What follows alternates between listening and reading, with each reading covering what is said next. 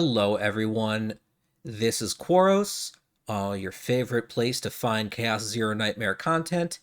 And today we've got to talk about Mei Lin, and we might be getting controversial here, so buckle up and let's get right on into it. So, with this coming update to the galactic disaster, we are getting access to the Great Rift, which is this big raid boss with infinite health, where the challenge is to do as much damage as you can within a certain number of turns. And on the Japanese stream, it was additionally revealed that this boss had a mechanic that would reduce damage for, all the way down to one if you used an attack card that caused more than 7 hits of damage. And it's pretty obvious who that's targeting. And I think we should talk about why they did that, what that means, and how we can fix it. So first off, a little bit of background on the Great Rift. This is the raid boss thing I was talking about. This is a ranked event, meaning that you are challenged not just to complete it or to get a certain like score threshold, but to actually outcompete other players, meaning that if, for instance, a certain DPS unit totally warped the game, then not having that certain DPS unit would mean you probably could not get into the top 1%. Maybe not even top 3 or top 10 or top 30.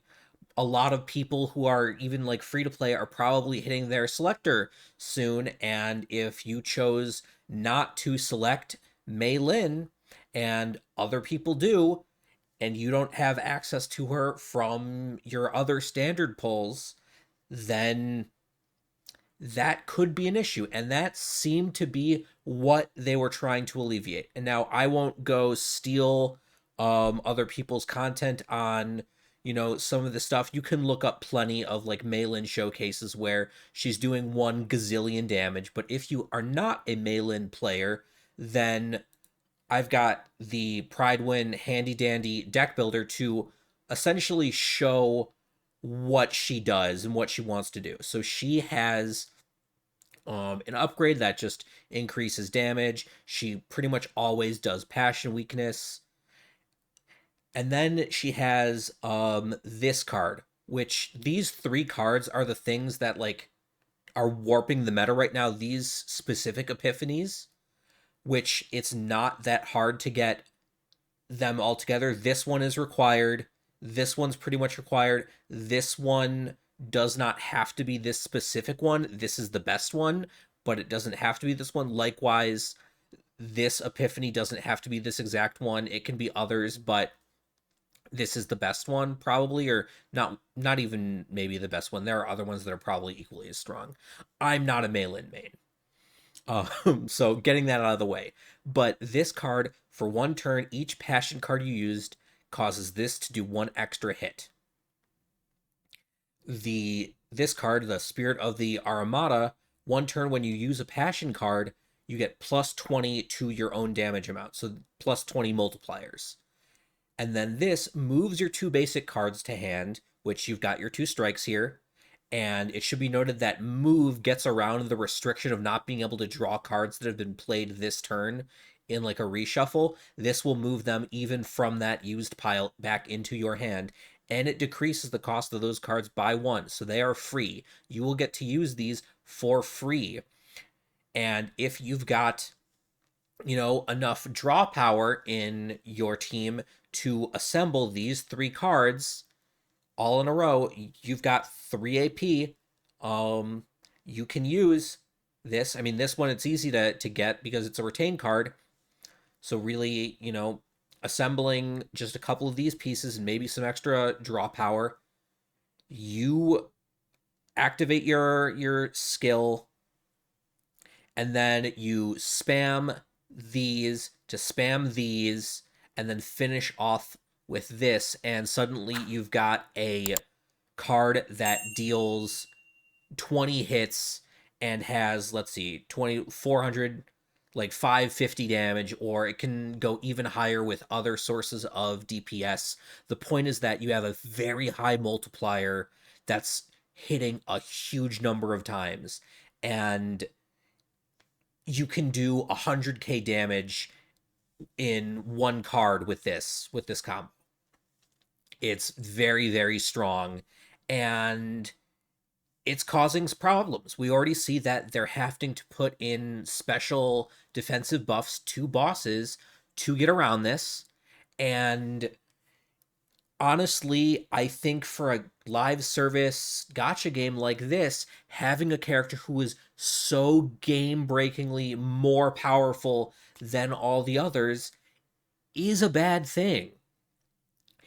If you release a new passion DPS unit into the game, the very first question that's going to get asked is, well, can this unit do as much damage as Mei Lin? And the answer is probably going to be no. And that's going to depress hype for them. Mei Lin has weakness implant, which means even if other element people come out, and we saw this with Yuki or with other people, where if they're not seeming to do as much damage as current cast members, they are going to get skipped. They're going to not be played. And I think that's a shame because, variety is the spice of life. It's good to have units in relative balance with each other so that you can play the things that you find fun and use a variety of things, spice up your gameplay, and give this game a nice long life cycle that doesn't bore you to tears, hitting a boss with Rising Dragon Spire 5 for the 7,000th time. And there are some ways we can address this, but to put all of this together, I have created a handy dandy PowerPoint because I love my presentations. And wanted to just jump in real quick and say, if you're liking this video, you like this kind of content, feel free to drop a like, subscribe to the channel. I'll be doing a lot more Chaos Zero Nightmare content in the future. And let's go ahead and go to that presentation. Maybe we should just nerf Mei Lin. And there have been a lot of talk on the Discord, on Reddit, in a variety of different community spaces on what exactly we can do to touch Mei Lin, what the different sources of her power are, what we can do to limit this unit's deleterious effect on the game. And I say, because Mei Lin's power comes from many different sources, we can look to each of those sources for a solution. The first thing is that enemies don't resist her damage. We can make enemies with mechanics that punish Mei Lin. We've got a little bit of a preview of that with the boss that's coming up in the new update. There are teammates that enable otherwise impossible combos, so we can nerf those teammates and enablers. People like Veronica, who let you draw through your deck, or Cassius, or, Selena. The other thing is that Mei Lin has uncapped damage buffs and hit counts, so we could just add a cap to her cards. Let's go over all of these different sort of solutions in detail and talk about why one of them is clearly the right answer. So let's look at the boss mechanics that punish Mei Lin. We already have examples of this in the game. Like I said, that new Great Rift boss has the damage reduction. This is the Google translation for the Japanese that was shown in the Japanese live stream. So hit more than 7 times at once with a targeting attack. Damage gradually decreases up to 1 when hit. And so this does this. This can definitely put a cap on Mei Lin's damage. We've got bosses like the Soul Collector that punish you for acting too much, for playing out those long card strings, like constantly moving the basics back into the hand and using them, and moving the back of the hand and using them before using the finisher. This guy, once he acts or she, once she acts, hits you for a really, really big swing. And before you start really doing damage to her, you have to take out her three individual minions pretty much one by one. And so you've got three bodies to get through first. And so that fight, doesn't really let you use that combo the same way that you can in other fights. And other deck builders have even harsher punishments for the kind of card spam that you need to make Mei Lin work. So this is Time Eater from Slay the Spire. He's one of the final bosses that you can get in Act 3, which is the one before like the true final boss. And his whole shtick is that he has a buff that ticks up whenever you use a card. And when it hits 12, your turn instantly stops. It goes to his turn and he gets a damage buff. And he keeps doing that. It keeps resetting the counter every time.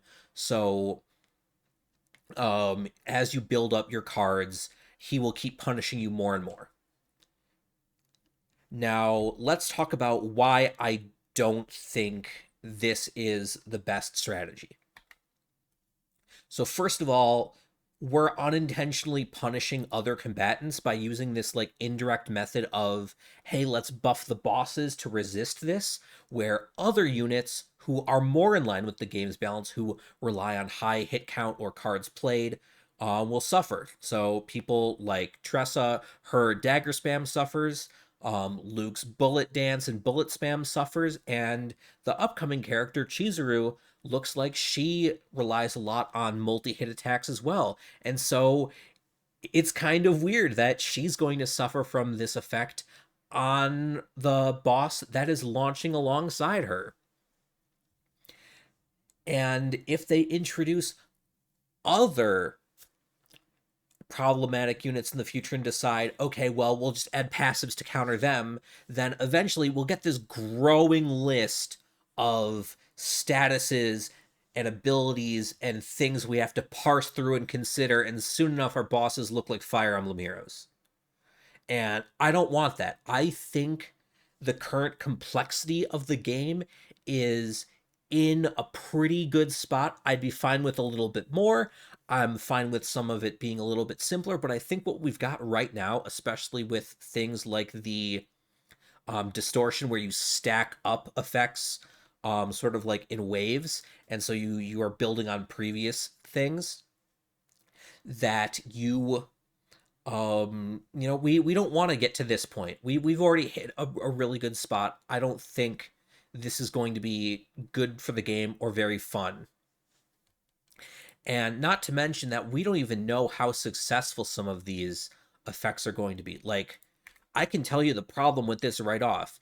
If you hit more than 7 times at once with a targeting attack, it's like, okay, then make sure that those first 7 hits do tons of damage. With the way that Spirit of the Armada works, it scales not just the hit count, it scales the multiplier. So those first 7 hits are still hitting like trucks. I don't know if this kind of defense is even going to be enough to suppress Mei Lin. So let's talk about possibly touching Mei Lin's enablers. And the most common people that Mei Lin will be run with in endgame, like bossing content, not chaos content, are Veronica and Selena. And Veronica, because she's a passion unit, so her passion cards count for Rising Dragonspire and Spirit of the Armada. And she has very cheap or free draw that can find your combo pieces reliably while stacking up those counts. So very, very easy to get your combo off turn after turn after turn if for some reason the boss doesn't die, like, say, them having infinite health. Selena is passion, and she has some cheap skills and attacks that synergize with Mei Lin. These aren't necessarily the ones that you would run with Mei Lin. Let me move my camera out of the way, actually, so that it's not in the way of these cards. There we go. I'll just be up here for now. Yeah, where was I? Yeah, so these aren't necessarily the cards you would take for Selena for a Mei Lin combo. Like I said, I'm not a Mei Lin main, but Selena does have access to a lot of these sorts of zero cost cards on her epiphanies, as well as having a lot of upgrades that thin the deck and add on to the damage that Mei Lin can do. So, what if we nerf them? Well, here's the thing. Like with the boss buffs, indirect nerfs also touch other combatants who rely on those supports. Plenty of other people like Veronica. Yuki loves Veronica, and Yuki didn't launch in the best state. Do we really want to hurt her? No, of course not. And here's the thing.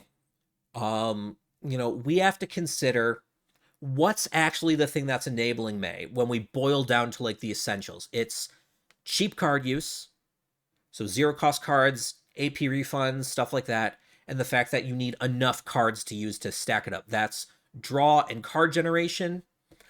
Frankly, Mei Lin has a lot of this already in her kit. You just need to dupe Unity of Attack and Defense a couple times, and you've got plenty of draw and move and stuff. But even if you were to like nerf specifically Veronica and Selena, there are still other characters who have plenty of good draw that people would move towards, like Cassius, or maybe they'd move to Beryl with lots of not snack time, whatever her chocolate bar is. Her chocolate bar. Or they would just stack up things like the attack neutral or gear bags. So what are you gonna do? Just nerf all draw in the game? In a roguelike deck builder? Are you crazy? Like, no, that obviously can't work because the things that enable Mei Lin are so fundamental to the game that they're not actually exclusive to any specific character. It's just not something that can reasonably be done.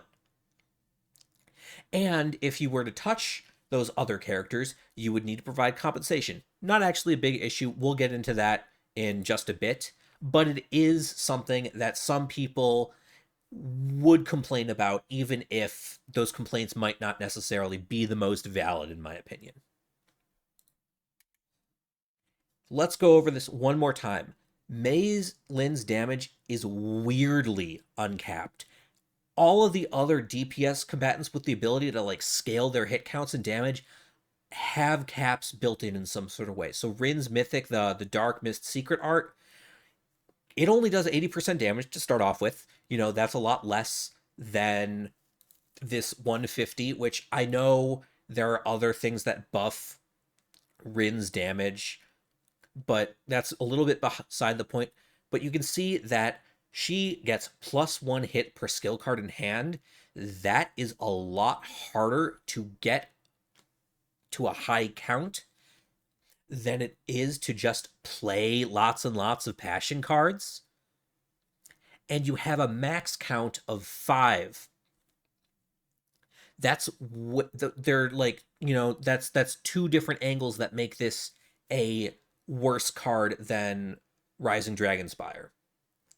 Beryl, if you want to scale this opening found hit counts, you need that one version of her chocolate bar, which draws 1 card instead of 3 and activates all your retain effects. That's the only way to actually get this boost. So rather than having every single card boosting your damage and your hit count, you need those specific cards, which means that you cannot cycle your deck to just keep doing that, and you're going to have a much more realistically limited hit count on this attack. And Haru's Anchor Shot, which has a different form of scaling, it's got damage scaling. It scales per time used, and it has a max count of 5. So, like, we can see that Mei Lin, with this uncapped hit count and this uncapped damage amount, is a total outlier. So let's just cap it. Like, why is this even a debate? That's it. That's the slide. Okay, but we will address some counter arguments here.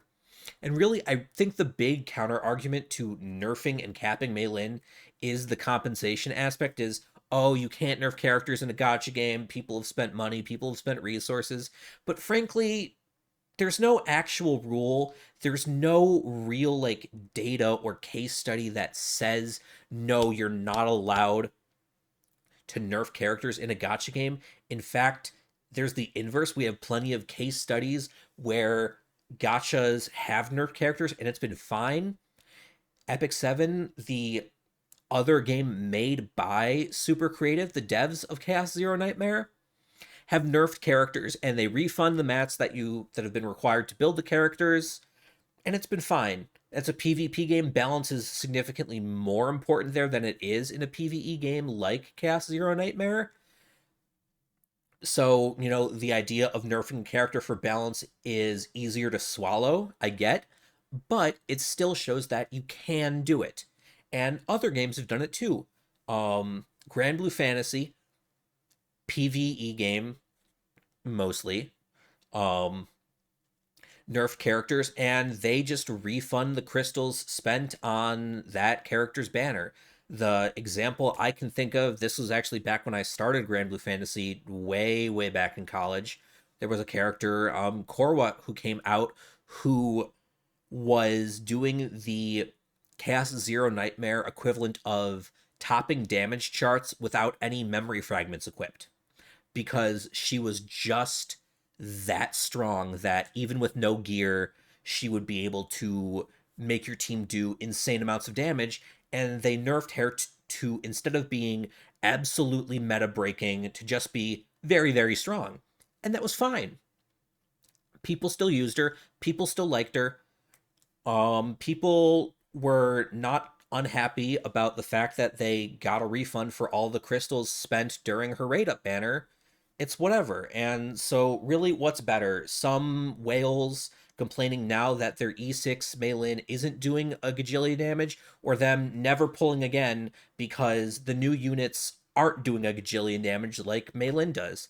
I think, the more time this problem sits and festers, the harder it's going to be. The best thing to do is just get it over with and just nerf her tomorrow. I know that's not realistically going to happen, but if I was the dev, that's what I would do. And that's pretty much all I had to say about this whole issue with Mei Lin. I hope you found this discussion interesting. If you disagree with me, let me know in the comments below. I'm going to head off to bed because I want to wake up bright and early and play this new patch. So I'll go ahead, sign off. Have a good night, y'all.